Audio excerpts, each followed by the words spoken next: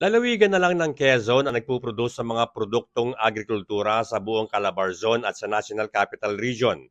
Pero kung mabubuksan ang TR4 at ang tulay na mag-uugnay sa Lopez Quezon at Alabat Island, dadami ang investor sa lalawigan.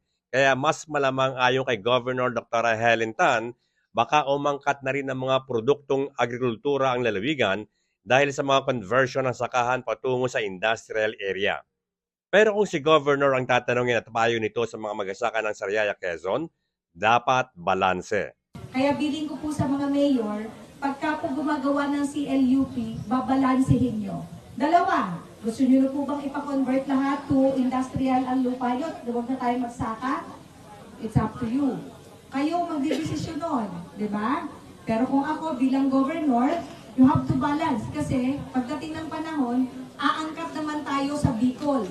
Doon naman tayo kukuha kasi wala nang nagtatanim ng talong. Wala nang nagtatanim ng sitaw sa atin. Kumuha na tayo sa ibang lugar. Tama po? So nauunawaan ko po ang pangangailangan sa buhay natin at mga hamon. Pero ano ang mas sustainable? Ano ang pangmatagalan na po pwede niyong masasandalan? Na yung inyong kakarampot na meron, pangalagaan. Tama po ba? Yeah.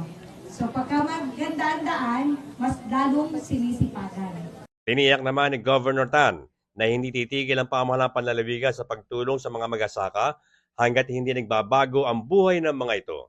Na maunlad ang Quezon kung kayo mga magsasaka ay magsasabi na nagbago ang buhay ninyo. Hanggat di nyo sinasabi yun, kahit sabihin pa na ganito, hindi kami titigil. No? Diba? So kayo ang magiging tawag yun. Kayo magbibigay ng testimonya na umunlad ang ating lalawigan. Dahil kayo mismo ang nagsabi na bago ang buhay niyo. Bert Abrigo nag-uulat para sa DZDG 96.7 Destiny Radio at your service.